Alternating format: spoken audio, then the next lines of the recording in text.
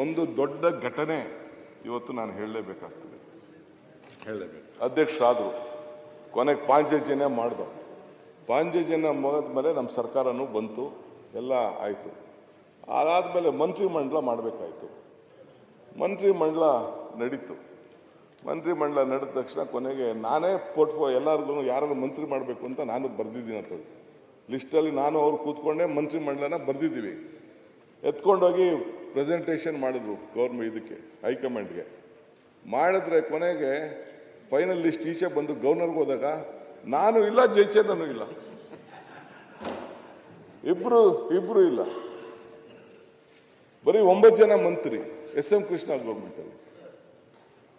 ಆಮೇಲೆ ಒಳ್ಳೆ ಕಥೆ ಆಯ್ತಲ್ಲ ಅಂತ ಅಂದ್ಬಿಟ್ಟು ಕೊನೆಗೆ ಏನಾಯ್ತು ಅಂತ ಅಂದ್ಬಿಟ್ಟು ಕೊನೆಗೆ ನಾವಿಬ್ರು ಇದರಲ್ಲಿದ್ದೆ. ಮಂತ್ರಿ ಬರ್ದವ್ರು ನಾನು, ಪೋರ್ಟ್ಫೋಲಿಯೋ ಯಾವ ಕೊಡಬೇಕು ಅಂತ ಬರ್ದವ್ರು ನಾನು, ಟೈಪ್ ಮಾಡಿಸೋರು ನಾನು.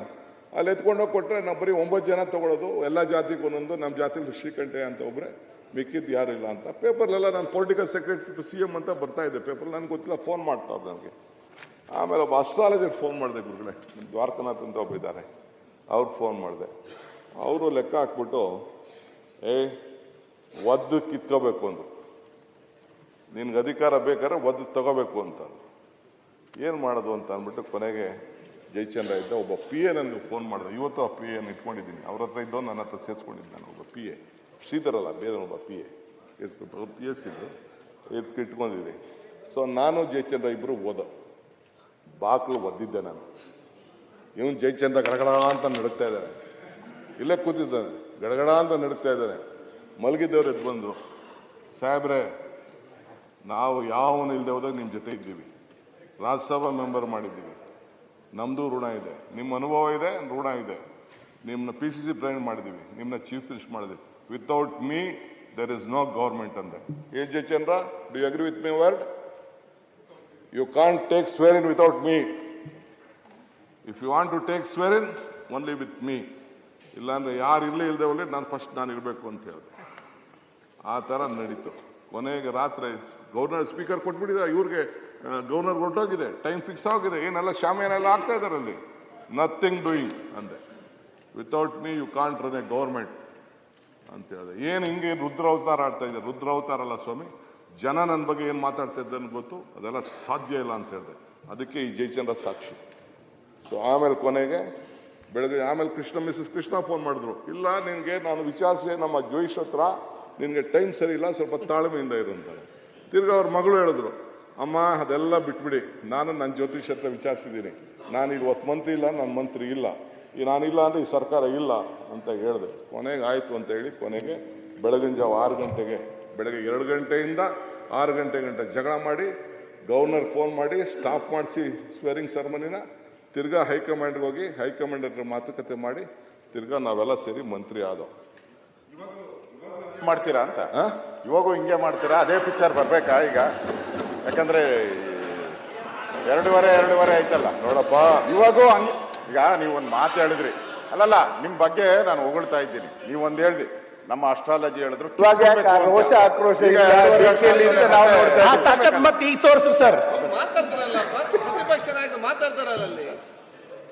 ಈಗ ನಾನು ನಿಮ್ಮನ್ನ ಟೀಕೆ ಮಾಡಲ್ಲ.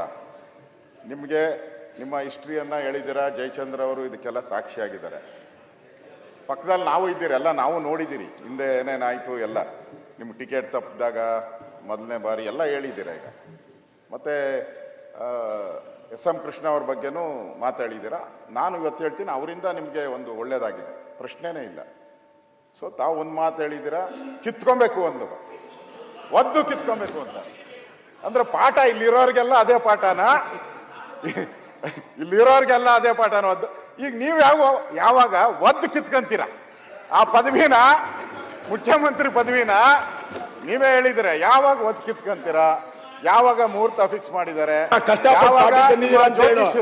ನಿಮ್ಮ ಜ್ಯೋತಿಷ್ಯರು ನಿಮಗೆ ಒದ್ದು ಕಿತ್ಕೊಬೇಕು ಅಂತ ಹೇಳಿದ್ದಾರೆ. ನನಗಿರೋ ಪ್ರಕಾರ, ನನಗೂ ನೀವೆಲ್ಲಿ ಹೋಗ್ತೀರಾ ನನಗೂ ಗೊತ್ತಿದೆ, ನೀವೆಲ್ಲಿ ಹೋಗ್ತೀರಾ ಅದು ಗೊತ್ತಿದೆ ನನಗೆ ಅವ್ರು ಹೇಳಿದ್ರು. ನನಗೆ ಇವ್ರಿಗೆ ಯಾರು ಇಲ್ಲ, ಹೌದು, ಇವ್ರು ಯಾರಿಗೆ ಹೇಳಿದ್ರು ಅವ್ರು ನನ್ಗೆ ಗೊತ್ತಿದೆ. ಅವ್ರಿಗೆ ಹೇಳಿದ್ರು, ನನಗೆ DK ಶಿವಕುಮಾರ್ ಅವ್ರಿಗೆ ನಾನು ಹೇಳಿದ್ದೀನಿ, ನೋಡಪ್ಪ ನೀನು ಜನವರಿ ಒಳಗಡೆ ಆದ್ರೆ ಆಗ್ತೀಯಾ, ಇಲ್ಲ ಅಂದ್ರೆ ಆಮೇಲೆ ಕಷ್ಟ ಇದೆ ಅಂತ. ಅದಕ್ಕೆ ಯಾವಾಗ ಒದ್ ಕಿತ್ಕೊಂತೀರಾ, ಜನವರಿ ಒಳಗಡೆ ಒದ್ ಕಿತ್ಕೊಂತೀರೋ ಆಮೇಲೆ ಇವ್ರ ಗ್ರಹಗತಿ ಸರಿ ಇಲ್ಲ, ಗ್ರಹಗತಿ ಸರಿ ಇಲ್ಲ. ನಾನು ಹೇಳ್ತಾ ಇದ್ದೀನಿ ಜನವರಿ ಒಳಗಡೆ ಅದಕ್ಕೆ ಆದಷ್ಟು ಬೇಗ ನಿಮ್ಮ ಛಲ, ಆ ರೋಷ, ವೇಷ ಎಲ್ಲ ತೋರಿಸಿ ಬೇಗ ಕಿತ್ಕೊಳ್ಳಿ. ಈಗ ಅವರು ಅಶೋಕಣ್ಣ ಈಗ ಅಲ್ಲ ಇನ್ನು ಹೇಳ್ಬೇಕಾಯ್ತು. ಅವ್ರ ಅಧ್ಯಕ್ಷತೆಯಲ್ಲೇ ಸರ್ಕಾರ ಬಂದಿದ್ದು ಅಂತ, ಕೆಪಿಸಿಸಿ ಅಧ್ಯಕ್ಷರಾಗಿ ಸರ್ಕಾರ ಬಂದಿದ್ದು ಬಿಟ್ಬಿಟ್ರಿ. ಅಲ್ಲಿ ಏನು ಬಿಜೆಪಿನ ವೈಜೆಪಿನ ಬಿಜೆಪಿನ ಅದು ತೀರ್ಮಾನ ಮಾಡ್ಕೊಂಡ್ಬಿಡಿ. ಫಸ್ಟ್ ನಮ್ದು ಬಿಟ್ಬಿಡಿ, ನಮ್ದು ಪಾಡಿಗೆ ನಮ್ದು ನಡ್ಕೊಂಡು ಹೋಗ್ತದೆ. ನೀವಲ್ಲಿ ಒದ್ರೂ ಆಗಲ್ಲ, ಸತ್ರೂ ಆಗಲ್ಲ. ನಿಮ್ಮ ಹೈಕಮಾಂಡ್ ನಿಮ್ಮ ಮಾತು ಕೇಳೋರಲ್ಲ. ಈಗ 2 ದಿವಸ ಖರ್ಗೆ ಅವ್ರು ಇದ್ದಿದ್ದಿಲ್ಲ, ಸದನ ಚೆನ್ನಾಗಿ ನಡೆದಿತ್ತು. ಇವತ್ತು ಖರ್ಗೆ ಅವರು ಬಂದ್ರು, ಖರ್ಗೆ ಅವರೇ, ಅಷ್ಟೇ. ಪ್ರಿಯಾಂಕಾ ಅವರೇ, ನಿಮ್ಮದು ಫಸ್ಟ್ ಡಿಸೈಡ್ ಮಾಡ್ಕೊಳ್ಳಿ. ನಾವು ವಿರೋಧ ಪಕ್ಷವಾಗಿದ್ದೀರಿ, ನೀವು ಆಡಳಿತ ಪಕ್ಷ ಇರುವಂತವ್ರು. ನೀವು ಇವಾಗ ಡೈಲಾಮೋದಲ್ಲಿದ್ದೀರಾ. ಈಗ ಡಿ ಕೆ ಶಿವಕುಮಾರ್ ಕಡೆ ಹೋಗ್ತಿರೋ ಇಲ್ಲ ಸಿದ್ದರಾಮಯ್ಯನವ್ರ ಕಡೆ ಇರ್ತಾರೋ, ನೀವು ತೀರ್ಮಾನ ಮಾಡ್ಕೊಳ್ಳಿ, ನೀವು ತೀರ್ಮಾನ ಮಾಡ್ಕೊಳ್ಳಿ. ಅಥವಾ ನಿಮ್ ತಂದೆಯವ್ರನ್ನೇನ ಪೋಸ್ಟ್ ಮಾಡ್ತೀರಾ ಇಲ್ಲಿಗೆ, ಅದನ್ನು ನೋಡಿ. ಯಾಕಂದ್ರೆ ಇಬ್ಬರು ಜಗಳ ಮೂರನೇ ಲಾಭ ಅನ್ನೋ ತರ ಆಗ್ಬಾರ್ದು. ಹಿಂದೆ ಬೊಮ್ಮಾಯಿಯವರು ದೇವೇಗೌಡರು ಕಿತ್ತಾಡಿದಾಗ ಹೇಗೆ ರಾಮಕೃಷ್ಣ ಹೆಗಡೆ ಅವ್ರು ಬಂದ್ರು, ಹಂಗೇನ ನಾವು ತತ್ತು. ಹುಷಾರಾಗಿರಿ ಶಿವಕುಮಾರ್ ಅವರೇ, ಹುಷಾರಾಗಿರಿ ದಯವಿಟ್ಟು. ಇಬ್ಬರ ಜಗಳ ಮೂರನೇವರಿಗೆ ಲಾಭ.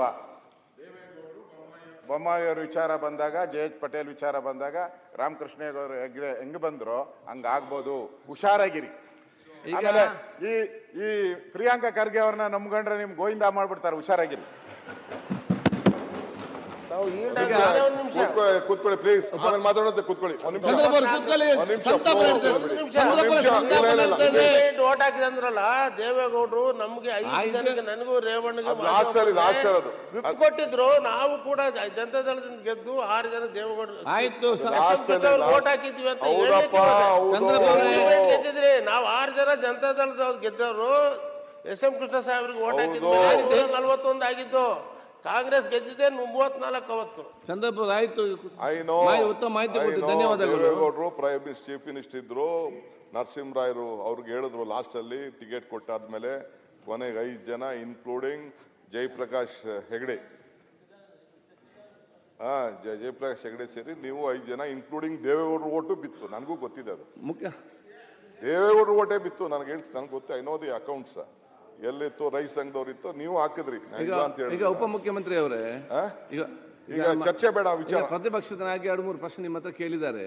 ಈಗ ಇಲ್ಲಿ ಉತ್ತರ ಕೊಡಬೇಡಿ, ಅವ್ರ ಮತ್ತೆ ಚೇಂಬರ್ ಕರೆದು ಉತ್ತರ ಕೊಡಿ. ಈಗ ನಾವು ಮುಂದೆ ಹೋಗುವ. 2-3 ಪ್ರಶ್ನೆ ಉಪಮುಖ್ಯಮಂತ್ರಿ ಕೇಳಿದ್ದಾರೆ ನಿಮ್ಮ ಹತ್ರ, ಅದಕ್ಕೆ ಇಲ್ಲಿ ಉತ್ತರ ಕೊಡಬೇಡಿ. ನಿಮ್ಮ ಚೇಂಬರ್ ಕಸಿ ಕೂತ್ಕೊಂಡು ಮತ್ತೆ ಮುಂದೆ ಹೋಗಿ, ಗಾಡಿ ಮುಂದೆ ಹೋಗ್ಲಿ. ಇಲ್ಲ ಬಾಕಿ ಈಗ ಅಧ್ಯಕ್ಷ ಇಲ್ಲ, ಅದಕ್ಕೆ ನಾನೇನು ಉತ್ತರ ಅವ್ರದ್ದು ಉದ್ದೇಶ ನೀವು ಲಘುನ ಮುಖ್ಯಮಂತ್ರಿ ಆದ್ರೆ ತಾವು ಮಂತ್ರಿ ಆಗ್ತೀವಿ.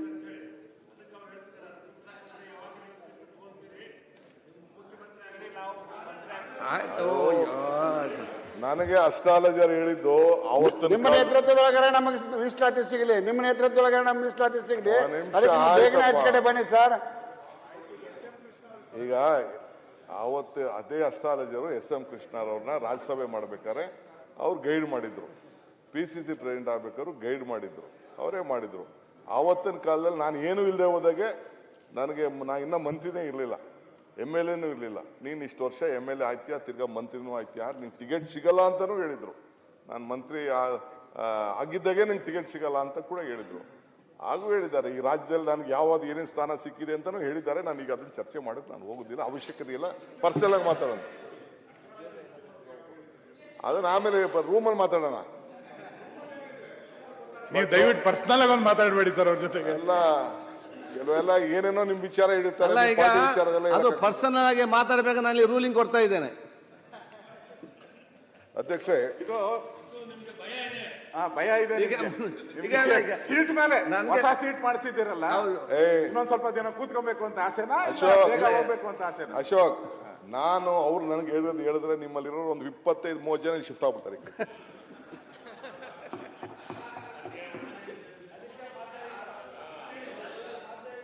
ಅಸ್ಟ್ರಾಲಜರ್ ನನಗೇನು ಹೇಳಿದ್ದಾರೆ ನನ್ನ ಭವಿಷ್ಯ ಅಂತ ನಾನು ಹೇಳಿದ್ರೆ ಅಲ್ಲಿರೋರು ಒಂದು 25-30 ಜನ ಮತ್ತು ಕೆಲವು ದಳದವರೆಲ್ಲ ಈ ಕಡೆ ಸಿಗ್ತಾರೆ.